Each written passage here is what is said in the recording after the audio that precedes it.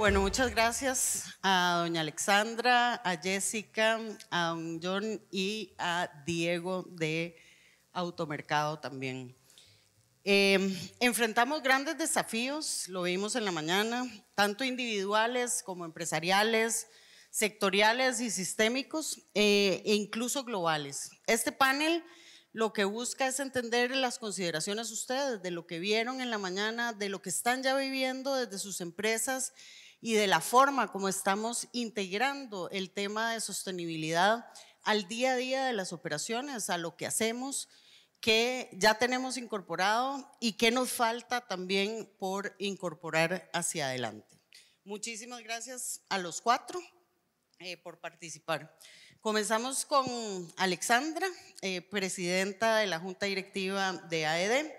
Acabamos de escuchar a tres maravillosos expositores que nos dejan una gran preocupación, pero sobre todo mucha esperanza de buscar involucrarnos en impulsar soluciones de negocios ante estos desafíos. Hay un llamado particular a las empresas hacia un cambio sistémico desde un liderazgo empresarial. ¿Qué significa liderazgo empresarial para AED o liderazgo consciente y cómo debe abordarse esto en el ámbito de las empresas? Bueno, buenos días nuevamente, muchas gracias. Los expositores nos dieron ya bastantes pistas de qué tipo de características o qué significa ese liderazgo consciente. Yo creo que lo primero es tener la conciencia que para estos retos tan complejos que nos han mostrado el día de hoy, indudablemente se requieren nuevas habilidades de liderazgo, ¿verdad? Estuvimos observando la importancia de tener un pensamiento sistémico y poder entender verdaderamente la complejidad y la profundidad de estos sistemas que interactúan y se relacionan entre sí, pero sobre todo entender la interdependencia de esos sistemas y de las personas en el planeta, porque eso es fundamental para realmente entender que la colaboración y la cooperación son fundamentales para encontrar las soluciones y que este líder tiene que poder armonizar todas esas partes y tiene que poder realmente poner a funcionar como un facilitador esos sistemas. Y para eso requiere también de una autenticidad y una empatía para incluir a todos los grupos de interés con los que hay que trabajar y que hay que llevar esa colaboración más allá de los límites, las fronteras, a todos los ámbitos. Yo creo que la otra cosa que nos han hablado hoy en día que me parece fundamental es la innovación disruptiva, ¿verdad? Y para eso Egbert nos hablaba hoy de la capacidad de poder apreciar la belleza. Yo siempre menciono que hay un matemático, filósofo colombiano, Bernardo Toro, que dice siempre: cuando nosotros cuidamos, amamos, y cuando amamos, cuidamos. Lo que para nosotros es valioso, lo cuidamos. Y yo creo que para esta innovación y desarrollar esa creatividad de la que nos hablaba Megan ahora, hay que poder apreciar y querer cuidar y también comenzar a pensar desde otro lugar, tener el coraje y la valentía de poder desafiar los enfoques tradicionales. Y por último y no menos importante, la parte esta de la activación a largo plazo, tener la sabiduría y la responsabilidad de pensar en el bien común y también de pensar casi que en el futuro y actuar desde ya para ese futuro. Eso requiere líderes que nos permitan llevar la sostenibilidad y ser sostenibles con la sostenibilidad. Y aquí hay un punto medular en todo este tema del liderazgo consciente, que es que las transformaciones externas solo se logran con las transformaciones internas. Nosotros no podemos dar lo que no tenemos. Y como bien dice John Mackey, lo dije esta mañana y lo repito una y otra vez, solo un líder consciente puede llevar a su empresa a ser consciente. Entonces, de las cosas fundamentales que vemos en estos líderes es el desarrollo de un propósito superior que va más allá de su ámbito inmediato y que realmente crea valor. Y para esto, estos líderes tienen que desarrollar un proceso de autoconocimiento, de autoexploración, de conocer cuáles son esos valores, cuál es esa columna vertebral de valores que no son negociables y que realmente en las circunstancias buenas o malas nos van a guiar. ¿Cuál es ese nivel de escucha, de empatía? Porque tiene un rol de facilitador frente a esta colaboración. Y también la humildad es otra de las características fundamentales. Es decir, este tipo de liderazgo consciente necesita desarrollar una alta inteligencia emocional, que es esa capacidad de entender y comprender los sentimientos, las reacciones personales, manejar esas reacciones emocionales y también las de las demás personas. Pero sobre todo también los que tienen la conciencia de entender que los negocios son un medio para crear un bienestar a la humanidad y que atraer y trabajar y crear valor para los públicos de interés es parte de su deber, que tiene un imperativo ético y moral de actuar responsablemente de acuerdo a sus valores y que eso también necesita inspirar y llevar eso a las empresas donde están. Yo quiero citar aquí, ayer estaba conversando con don Ramón Mendiola de FIFCO, lo escuché el otro día en una entrevista hablando sobre todo este tema del liderazgo y el propósito, y él decía algo muy interesante, decía, vea, cuando en la empresa estamos hablando de misión, de estrategia, nos conectamos con la mente. Cuando hablamos del propósito, nos conectamos con el corazón. Y cuando usted acompaña en su empresa a desarrollar el propósito y a sus colaboradores a encontrar su propósito, esa razón por la que cada día, cada uno de nosotros se levanta y va con entusiasmo y con toda su fuerza y todo su talento a trabajar y dar lo mejor de sí mismo, es porque encontró el propósito. Y cuando eso sucede con sus colaboradores, usted tiene su mente y su corazón de por vida. Entonces esa es la importancia. ¿Cómo lo vamos a abordar en AED? Precisamente, esta no es solo una inquietud de AED. El mundo tiene mucho tiempo de estar buscando cuáles son esas respuestas para generar los cambios inmediatos. Y lo que hemos visto y Naciones Unidas nos está diciendo es, para lograr los objetivos de desarrollo sostenible, lo primero que necesitamos hacer es comenzar a cambiar el liderazgo de adentro hacia afuera y que eso se refleje. Están los Inner Development Goals y hay una serie de metodologías, pero nosotros investigando encontramos el liderazgo de Edberg con toda esta metodología que es muy importante porque Earth Overview no solo nos da una data científica que le llega a la mente, sino que nos da una experiencia virtual que nos conecta con una experiencia que nos llega más allá del consciente al inconsciente y que comienza a generar esas transformaciones y comienza a hacernos ver la responsabilidad que cada uno y cada una de nosotras tiene con el planeta y con la vida de las futuras generaciones en este planeta. Esa fue la metodología que escogimos para abordar el tema de liderazgo consciente en AED. Ok, gracias. Un liderazgo de adentro hacia afuera, importantísimo, pero con esa visión de largo plazo y de poder proyectarnos hacia lo que necesitamos. Don John forma parte de Banco Promérica y Grupo Promérica desde su liderazgo tanto en el sector bancario como en el sector de desarrollos inmobiliarios, hospitality y educación. ¿Qué acciones se deben de tomar precisamente en el corto, en el mediano y en el largo plazo para liderar este proceso hacia un mundo más sostenible, hacia tomar decisiones distintas y accionar en función de empresas y su rol en la sociedad? Sí, muchas gracias. Me gustó mucho el comentario de Megan de Step Up from where I sit. ¿Qué puedo hacer yo desde donde estoy? Y eso yo creo que es lo más importante. Nosotros manejamos dos conceptos que me parece que quiero compartir con ustedes para que se lleven tarea. El primero le llamamos ver las cosas desde el balcón. Estamos en un salón de baile y lo que estamos viendo es a la persona enfrente, a la persona a la par. Estamos muy entretenidos en el día a día. Hay que tomarse un tiempo para subir y ver el panorama completo desde el balcón, porque vemos un mundo completamente diferente.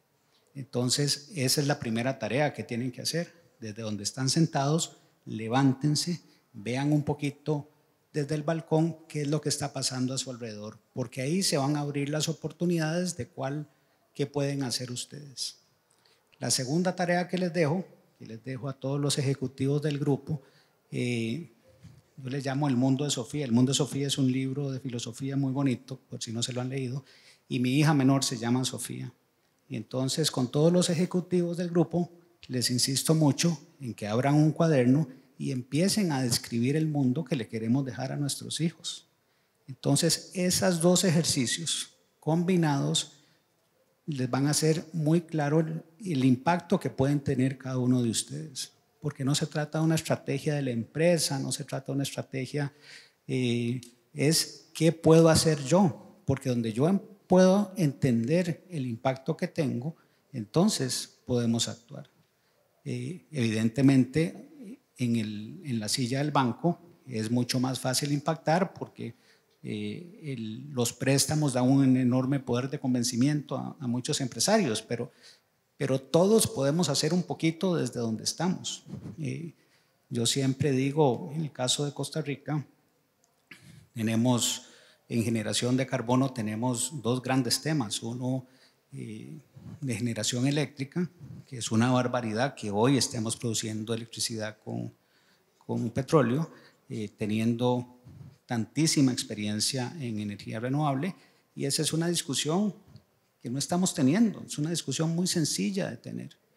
Lo segundo es el tema del consumo de combustibles, y eso es en el diseño de las ciudades que tenemos, y me imagino que aquí Gensler va a hablar de eso, pero realmente Costa Rica tiene dos pequeñas discusiones pendientes en el tema de carbono y una enorme discusión en el tema de equidad. Yo creo que ese es, en la agenda de país, tenemos que tener esas tres discusiones, cómo hacemos una Costa Rica más equitativa, cómo solucionamos nuestro tema eléctrico y cómo construimos ciudades que no presionen tanto el consumo de hidrocarburos.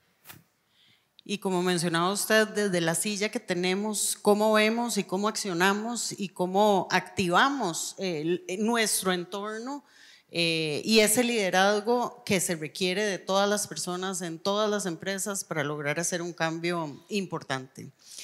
Jessica, muchísimas gracias por acompañarnos, de Gensler también. Y comenzamos hablando de que el espacio construido es responsable del 40% de las emisiones de carbono a nivel global, de casi la mitad de los recursos naturales que se utilizan globalmente y del 30% del consumo final de energía. Desde Gensler, como empresa de diseño que trabaja de mano a mano con el sector de construcción y desarrollos inmobiliarios, ¿están integrando ustedes ya estos conceptos en la forma como diseñan los espacios, la infraestructura? Y tal vez danos algunos ejemplos de cómo lo vienen haciendo desde Gensler y por qué esto es tan importante, desde la conceptualización de todo lo que vayamos a pensar hacia adelante. Sí, muchas gracias. Sin duda, y me gustó mucho un comentario que hizo Alegra en su presentación, y es que nos preguntamos por qué seguimos haciendo lo mismo como seres humanos y sabemos que no está funcionando. Y Gensler, siendo la empresa más grande de arquitectura del mundo, y no lo digo como dato para rajar, ¿verdad? O para alardear, en Latinoamérica también gozamos dichosamente de compartir ese dato, pero lo digo desde la responsabilidad, ¿verdad? Y asumiendo el rol que nosotros tenemos precisamente en las emisiones y siendo parte de los culpables de lo que está sucediendo a nivel del cambio climático. Y sin duda en Gensler entendemos lo importante que es tomar acción, no seguir cometiendo los mismos errores, sino tomar acción, y en eso hemos hecho acciones claras. Quiero leer algunos porque de hecho son iniciativas importantes que quisiera celebrar hoy. Nosotros en el 2015, en la conferencia COP21 de París, firmamos el compromiso de París para la acción, donde nos comprometimos a reducir significativamente las emisiones de carbono de nuestra cartera global de trabajo. En el 2019 firmamos un acuerdo que llamamos el GC3, que es el Gensler Climate Cities Climate Change Challenge. En el 2021, en la COP26, también firmamos un acuerdo que llamamos el Green Materials Initiative. Esos son los últimos 3 acuerdos en los que nos hemos comprometido globalmente nosotros como empresa de arquitectura en la escala que tenemos. Sin embargo, como directora de Gensler aquí en Latinoamérica, me pregunto y nos preguntamos nosotros como líderes en la industria, ¿cómo lo vamos a lograr? Porque tristemente en Latinoamérica nosotros como región somos de las más atrasadas como regiones que aportamos a esta misión para nuestra compañía. Y hay muchas cosas que contribuyen a ese atraso. Una de ellas, precisamente lo mencionaba don John, es el consumo energético. Nuestra legislación no nos apoya mucho en esa misión, no tenemos limitaciones en la cantidad de energía que consumen nuestros edificios, y nuestro trabajo como consultores para nuestros clientes es educar y tratar de facilitar a materia, digamos, de estrategias de mitigación de ese consumo de energía, de agua, pero tenemos que empezar por cambiar un poco la forma en que como país legislamos el consumo de energía, porque por supuesto tenemos una historia de creación de energía renovable, pero también hay que empezar por la reducción, ¿no? En tema de materiales, mencioné la iniciativa de Green Materials. Trabajamos mucho con nuestros proveedores, tanto a nivel global como a nivel local, en ser conscientes de dónde proviene y de hecho haciendo el life cycle analysis de dónde provienen los materiales desde su concepción hasta el fin de sus vidas, ¿no? O sea, ¿qué hacemos con esos materiales al final de su vida? ¿Cuánto tiempo, verdad? ¿Cuál es el uso de su vida y cómo nos deshacemos de ellos una vez que ya no lo necesitamos? Entonces estamos trabajando muchísimo con nuestros clientes en la región, tratando de evaluar posibilidades de tener un impacto y poder nosotros también aportar a estos compromisos que tenemos a nivel global, pero necesitamos ese apoyo de parte de todos nuestros clientes, de nuestros proveedores y los demás actores de la industria para poder lograrlo, porque nosotros como voceros tenemos un gran compromiso y una responsabilidad, pero es un trabajo en conjunto. Entonces me inspira muchísimo ver que tengamos espacios como el de hoy, escuchar el compromiso que tiene AED con todas las empresas por la escala que tienen y realmente la influencia que tienen en todos nosotros los asociados, porque creo que eso es parte de la responsabilidad, ¿no? Es realmente tener estos diálogos y poner sobre la mesa estrategias, ¿no? ¿Cómo podemos hacer desde el liderazgo hasta los esfuerzos que llamamos grassroots, ¿no? O sea, desde abajo hacia arriba, desde arriba para abajo y en todas direcciones, pero realmente hacer con acción, y es la única forma que realmente lo vamos a lograr. Gracias, importantísimo el tema de asumir estos compromisos, compromisos globales que podamos ir midiendo, que podamos ir viendo cómo nos vamos acercando a metas de mediano y de largo plazo, que ciertamente es la única forma de avanzar. Importante que lo estén haciendo algunas empresas, pero todavía más importante que logremos hacerlo desde todas las empresas y desde todas las personas también, ¿verdad? La culpa la tenemos todos, como mencionabas anteriormente. Diego, vicepresidente comercial de Automercado. Sabemos que los principales impactos a nivel de supermercados no están necesariamente relacionados con la operación directa de la empresa, sino con su cadena de valor. Y veíamos ahora también en la presentación que nos hacía Megan en la mañana que muchas de las empresas y de los líderes hablaban de altos porcentajes de compromiso, pero me llamó la atención que en cadena de valor, en supply chain, únicamente un 47% de esas empresas globales estaban diciendo que ya tenían procesos y compromisos con la cadena de valor. Sabemos que ahí están los impactos más importantes que ustedes vienen trabajando también desde hace algunos años en temas con proveedores de inocuidad, de calidad. ¿Cómo trabajan ustedes bien esa cadena de valor para hacerlos más resilientes, para buscar reducir los impactos de esas cadenas que eventualmente van a formar parte de la huella de ustedes también? Gracias, Olga.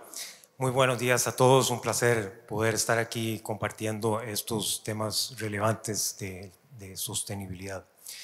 Efectivamente, como usted lo menciona, en el negocio nuestro de supermercados, esa cadena de valor hacia atrás es muy importante porque nosotros somos ese último eslabón antes de que los productos lleguen al consumidor final.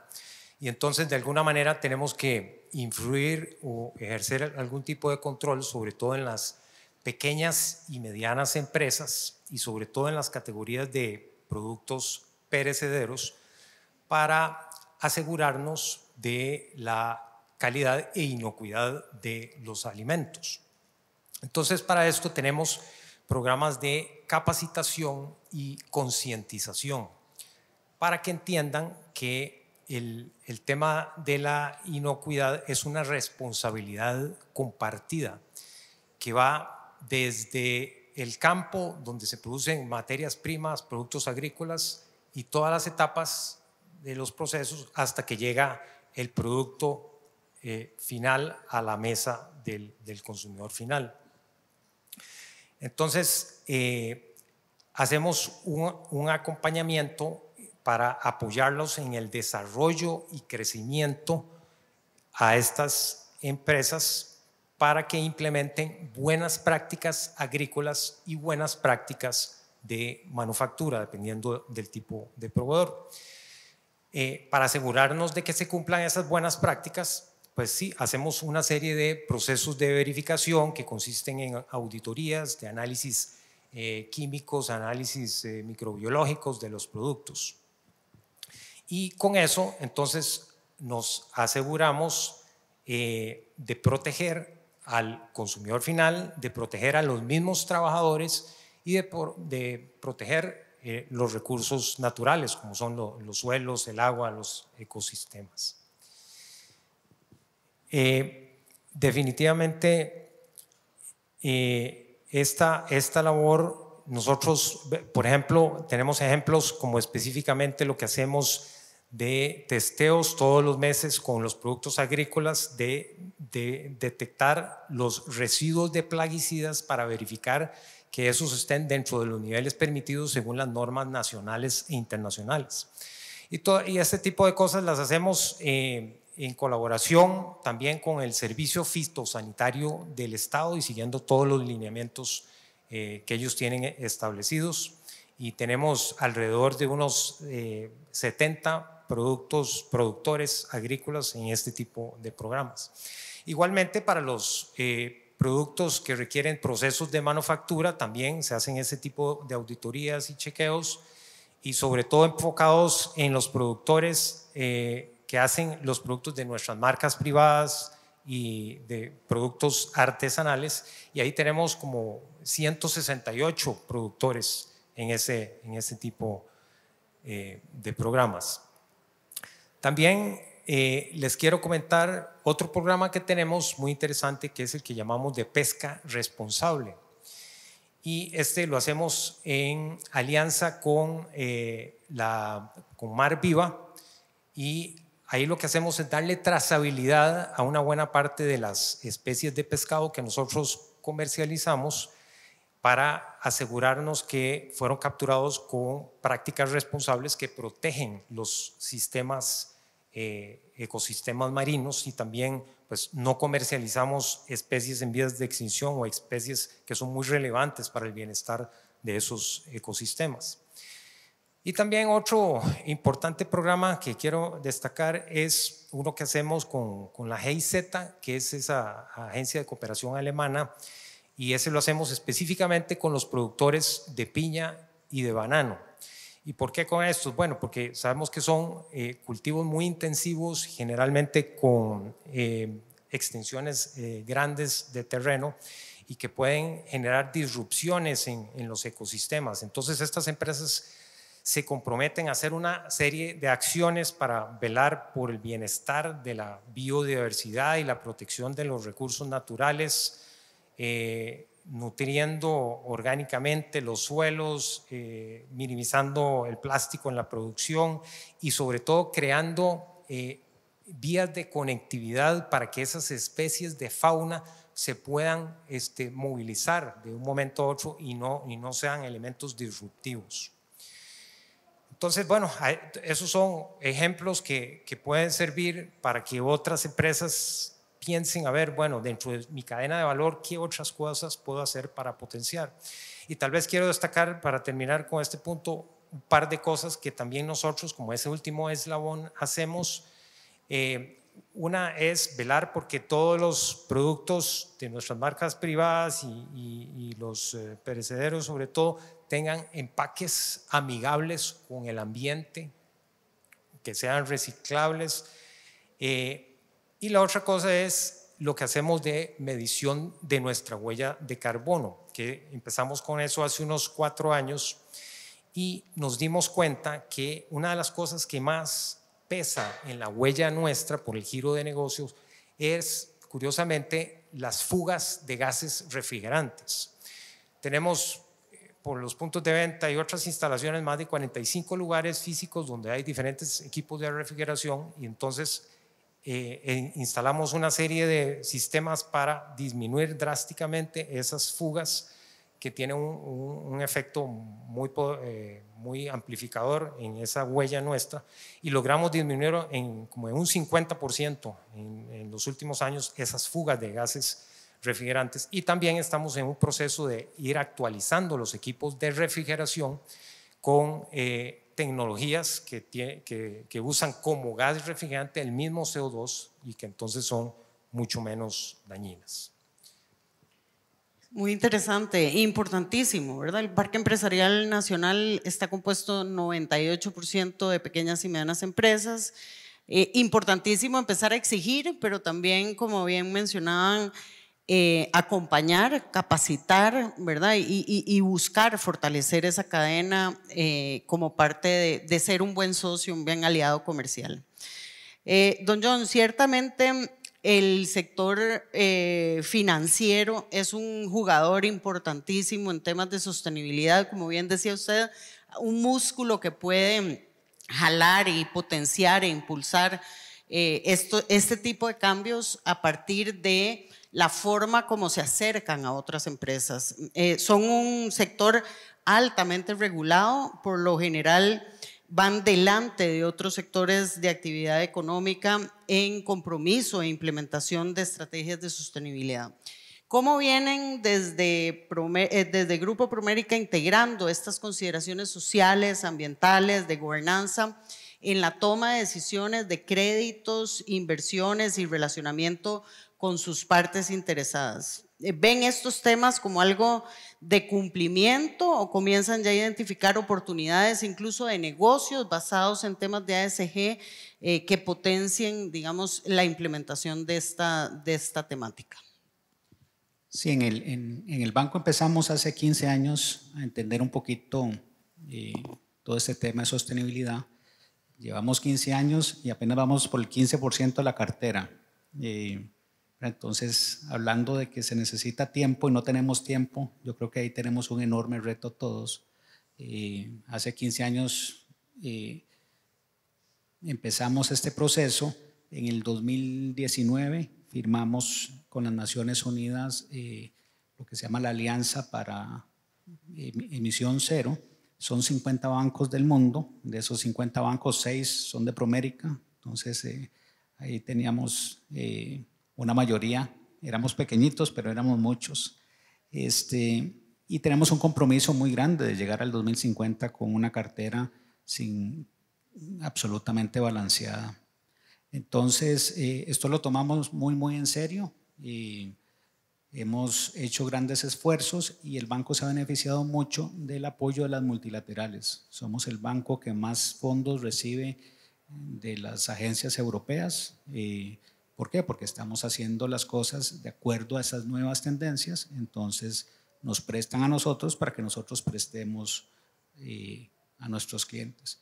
Ahí llevamos una ventaja muy importante con relación al resto del sistema financiero y es algo que vamos a continuar haciendo. Entonces no solo lo vemos como algo correcto de hacer, sino que lo vemos como una manera de generar fondeo externo, que típicamente es más barato que el fondeo interno y en grandes cantidades, pues son operaciones importantes de crédito. Entonces, sí creemos en el poder de la banca para transformar una sociedad y sí creemos que es algo que se puede lograr. De nuevo, el problema que tenemos es de timing. Y creo que importante ahora que nos mencionaba Juan Carlos Guaqueta, el uso de la inteligencia artificial para acelerar ese desafío y ese timing, ¿verdad? Que se requiere desencadenar, desbloquear, generar las inversiones, buscar las soluciones que requerimos, importantísimo. Jessica, Gensler ha asumido también un compromiso importante en contra del racismo y a favor de una mayor diversidad, equidad e inclusión. Han publicado incluso un reporte específico llamado Our Path Forward y aparte de ser co-líder, vos específicamente de la oficina de Costa Rica, donde la segunda co-líder de la empresa también es otra mujer que es Christine Durman. Sos también co-chair del Comité Global de Raza y Diversidad de Gensler. ¿Cuál ha sido la experiencia de la empresa y la tuya personal al buscar estos espacios para que sean cada vez más diversos y con un liderazgo visiblemente comprometido con este tema? Sí, bueno, sin duda la diversidad es parte fundamental de nuestra cultura en Gensler. Para nosotros la diversidad es lo que alimenta la diversidad de pensamiento, la innovación de lo que nosotros hacemos.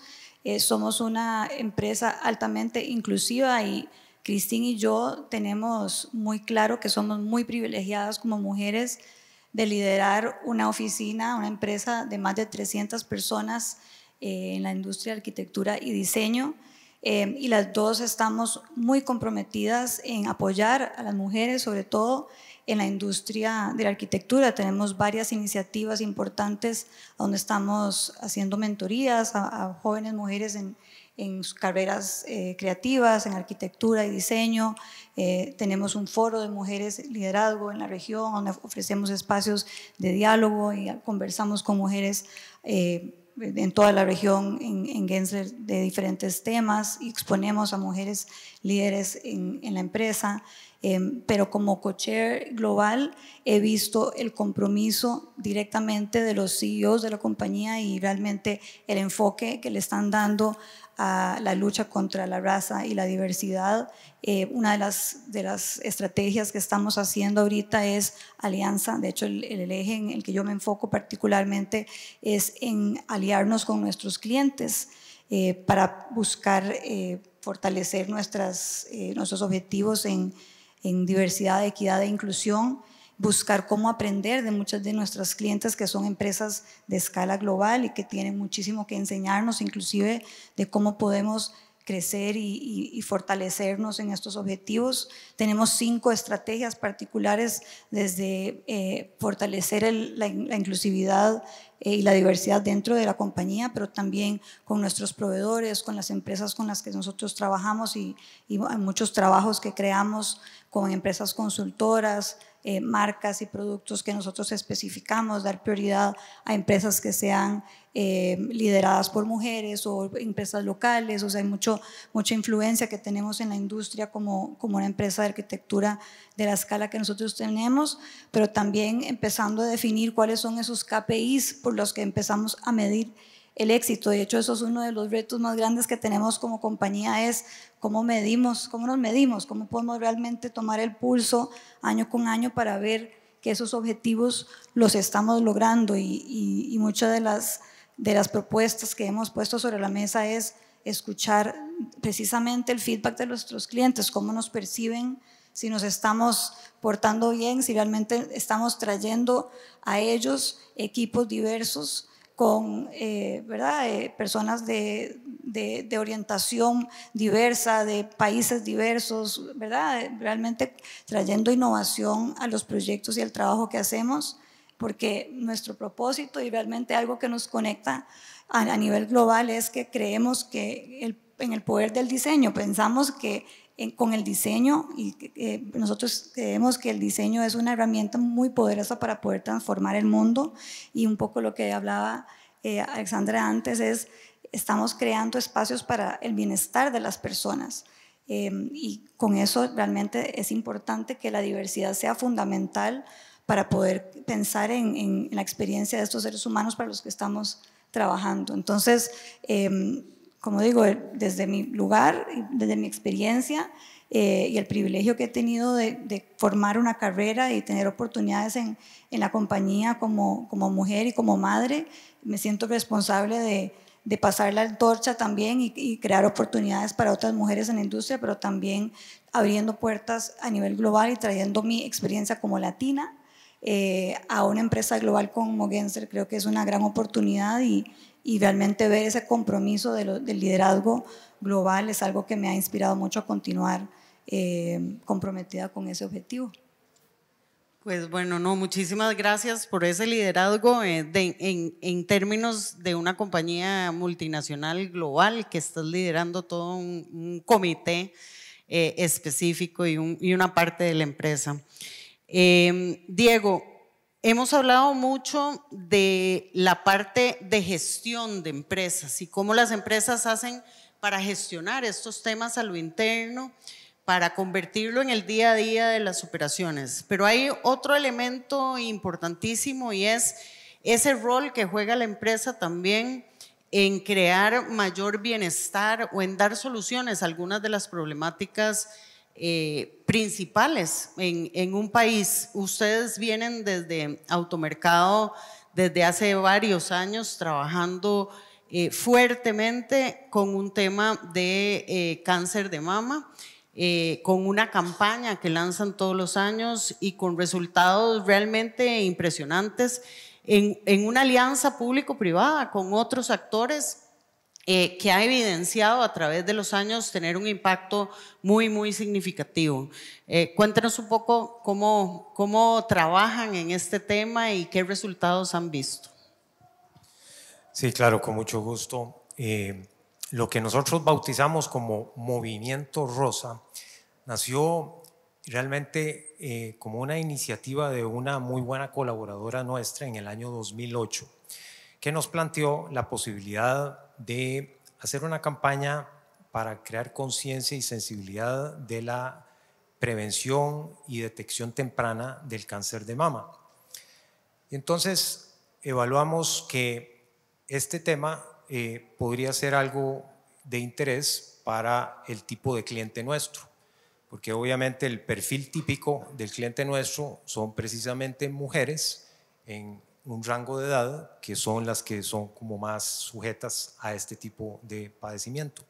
Y entonces ese primer año fue una campaña nada más de eso, de sensibilización, pero que tuvo una gran acogida y se identificaron muchísimo nuestros clientes con esa causa. Entonces eso fue lo que nos llevó a ir evolucionando y entonces a partir de ese momento, más bien partiendo de los mismos clientes que nos pedían, sí, eso es un tema importantísimo y yo quiero contribuir, quiero donar. Y entonces a partir de ahí se convirtió en una campaña de recaudación de fondos de parte nuestra y en los siguientes años esos fondos los canalizamos a través de ciertas fundaciones para compra de dispositivos y equipos médicos para el tratamiento de esto, o inclusive en algunos casos fue para remodelación de algunas salas de hospitales públicos dedicadas exclusivamente al tratamiento de eso. Pero ya con los años fuimos evolucionando y fue en el 2017 que constituimos formalmente una verdadera alianza público-privada, porque ese Movimiento Rosa entonces nos acercamos a la Caja Costarricense de Seguro Social para entender los planes de tamizaje del cáncer a nivel nacional, etcétera. Y entonces se formó la alianza que bautizamos como Alsalus, que tiene 4 integrantes: Hospital Clínica Bíblica, la Caja Costarricense, Aliarse, Fundación Aliarse y Automercado. Y es la unión de esas 4 en un proyecto colaborativo con un objetivo común, que el objetivo era velar por prevención temprana del cáncer de mama a través de una unidad móvil de mamógrafo que visite las comunidades alejadas de los centros de salud. Entonces, con ese objetivo común, cada uno de esos 4 integrantes de la alianza tiene su rol. En el caso de Clínica Bíblica es el que maneja la unidad móvil, el que hace las mamografías. La Caja Costarricense es precisamente la que nos dice cuáles son esas comunidades que tienen esa necesidad, hace las convocatorias ahí, las listas de pacientes para que se atiendan cuando lleguemos a las comunidades, y obviamente en los casos que se detectan, pues inmediatamente les da prioridad y les da el tratamiento que requieren. Aliarse actúa como una especie de secretaría técnica que nos ayuda a articular y coordinar los esfuerzos entre todos los actores de la alianza y emite los informes. Y luego Automercado, que en alianza con sus clientes y sus proveedores hace esa recaudación de fondos necesarios para operar toda la unidad móvil y hacer las mamografías, todo el financiamiento de esto. Entonces, a lo largo de toda esta evolución que hemos tenido, hemos logrado recaudar más de 1.500 millones a lo largo de los años, que se han utilizado, bueno, como decíamos, en dispositivos médicos y en financiar todas esas unidades móviles. Se ha visitado la unidad móvil alrededor de 80 comunidades diferentes a lo largo y ancho del país. Y el mes pasado cumplimos un hito muy importante, que esa unidad móvil ya en forma acumulada hizo 50.000 mamografías. Y los números exactos de la estadística lo que nos dice es que de esas 250.000 han salido 250 casos con una probabilidad alta de cáncer, que después requirieron otros exámenes adicionales en coordinación con la caja, fueron atendidos, etc.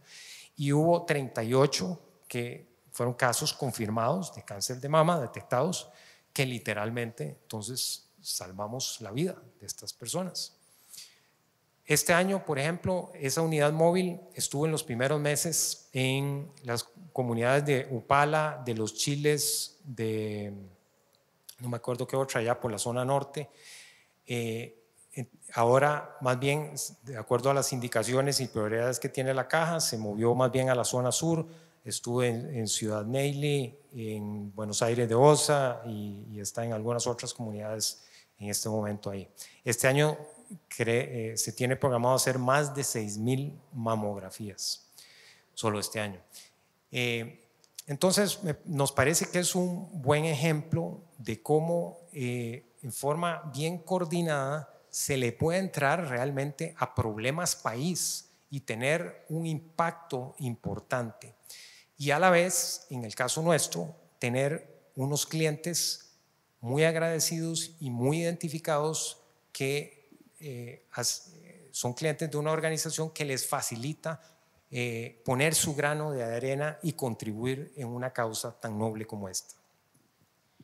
Importantísimos los resultados, pero también la conciencia que se crea durante todo el mes que se está trabajando en este proceso, que cada vez que uno llega a la caja del supermercado le dicen quiere donar y uno se acuerda también como mujer, bueno, hay que ir a hacerse también la mamografía, hay que ir a revisarse. Y muy interesante el aporte de ustedes en ese sentido. Y bueno, ya para finalizar, porque estamos cortos de tiempo, pero muy interesante la conversación, Alexandra, AED, y que es en realidad la suma de las empresas que la conforman, podríamos hablar de que están dentro de AED las empresas líderes en temas de sostenibilidad, lo que llamamos los early adopters, ¿verdad? Estamos hablando no solo ustedes que están aquí en el panel, sino todas las personas y los equipos que están en el público, de que son las personas que están convencidas de estos temas, ¿verdad? Pero ¿cómo hacemos para escalar esto? ¿Cómo hacemos para sumar esfuerzos? ¿Y cómo hacemos para llevar esto hacia donde necesitamos? Que es que todo el mundo caiga en cuenta de la necesidad de acelerar el ritmo y de la necesidad del sentido de urgencia que se nos presenta y se nos plantea esta mañana. Bueno, yo creo que primero espacios como este son fundamentales, aunque somos early adopters. Yo creo, y lo hemos venido conversando desde que Egbert nos visitó esta semana, siempre esos temas difíciles e incómodos son algo que se ven a lo lejos, ¿verdad? Pero estos datos que nos están dando hoy nos acercan al tema de la urgencia, ¿verdad? Al tema de hacer ya. Y lo complejo y difícil de esto es que son cambios de conciencia que tenemos una forma habitual de vivir. Vivimos en un mundo basado en una economía de combustibles fósiles, donde todo está programado y pensado de esa manera. Vivimos en un mundo que el modelo de desarrollo ha sido la extracción de recursos naturales para aumentar el consumo, vender productos y así acelerar y hacer crecer las economías. Y creo que en ese sentido el tema del liderazgo es fundamental, porque no vamos a poder cambiar esos hábitos y no vamos a poder descubrir esos obstáculos inconscientes que nos frenan a tomar acción ya, porque muchas veces no son conocidos. Muy interesante con Egbert esta semana que nos estaba entrenando gente en AED, nos daba toda una lista de razones y de obstáculos psicológicos inconscientes, algunos conscientes y otros inconscientes, de por qué no tomamos acción. Entonces, yo comentaba ayer en la noche en el cóctel que tuvimos que hemos venido en los últimos tiempos hablando con los CEOs de algunas de las empresas de AED, y es una programación que tenemos para este año, acercarnos más a los CEOs y entender ¿cómo ven ellos el liderazgo? Estos CEOs que ya están haciendo algo diferente, ¿qué fue lo que los motivó a hacer ese cambio? Algunos dicen, bueno, la conciencia, el liderazgo consciente. Otros, temas de riesgos. De pronto comenzamos a ver, ¿qué pasa si se nos viene la inundación? ¿Qué pasa si viene la sequía? ¿Qué pasa si en la pandemia lo vimos? En la pandemia vimos que el acceso a las materias primas se frenaron muchísimo, los viajes, ¿verdad? Todos esos riesgos también son un abreojos. Y la otra cosa es entonces comenzar a crear estos espacios. Muchos de ellos me decían, a mí me gustaría crear más espacios donde podamos conversar sobre estos temas con otros CEOs que tienen los mismos problemas, que ya tienen buenas prácticas implementadas. Y realmente también me agradó muchísimo escuchar a algunos decir, a mí me gustaría inclusive trabajar con mi competencia sobre temas que tengan una incidencia en el país por sector de actividad. Como el sector de actividad, esa es la forma más rápida de acelerar. Cuando nosotros entramos con un sector de actividad, desarrollamos estándares y protocolos que pueden realmente generar un cambio radical con empresas que están en AED y con empresas que no están en AED. Entonces eso genera un cambio sectorial y eso por ende también va a ir empujando a un cambio sistémico.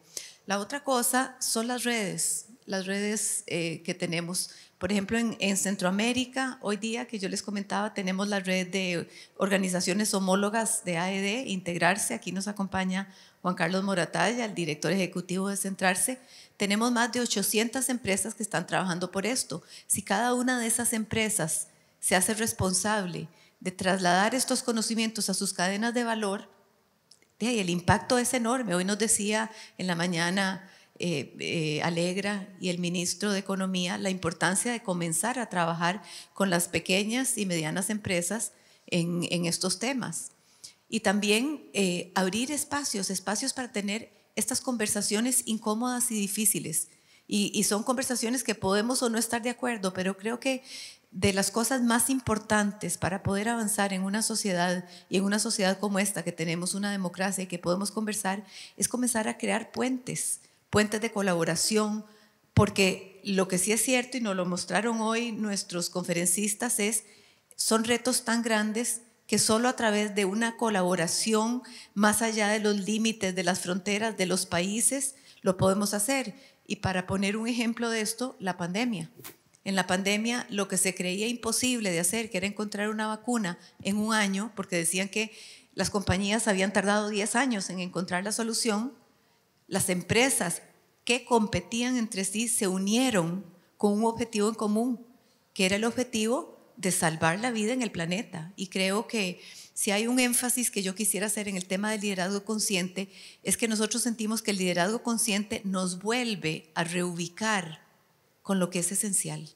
Nos vuelve a reubicar en un liderazgo mucho más humanista, que tiene un propósito y que tiene unos valores que buscan el bienestar común antes que mi bienestar personal, que nos busca hacer entender que todos estamos en un mismo planeta, todos estamos navegando en un mismo barco, entonces todos tenemos que trabajar en conjunto. Y yo quiero invitarles a ustedes a que se acerquen a nosotros en AED y a que nos digan de qué manera nosotros podemos facilitar, no solo con esta nueva metodología que estamos teniendo ahora para acompañar a sus empresas, a sus equipos, a desarrollar las competencias de liderazgo, de este nuevo liderazgo que necesitan para avanzar en estos temas, pero también para generar estos espacios de conversación, estos espacios de diálogo, donde verdaderamente tengamos el objetivo común de actuar ya, porque ya no hay tiempo, y de cómo nos podemos apoyar en eso y cómo AED puede ser un aliado para todas las empresas para crear estos espacios de diálogo.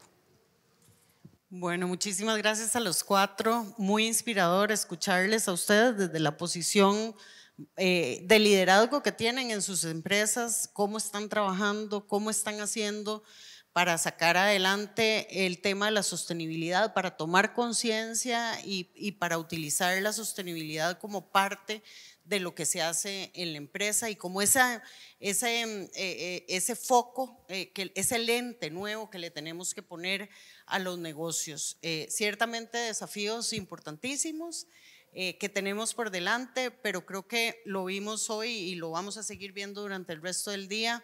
Tiene que partir por un compromiso personal que se convierte entonces en un compromiso de la empresa, de la forma como trabajamos en conjunto, como creamos estas alianzas y sobre todo un desafío hoy día en particular, después de hoy, de cómo escalamos esto con la rapidez que se necesita porque el tiempo es corto y necesitamos tomar acciones rápidamente. Así es que muchísimas gracias, un aplauso para todos ellos.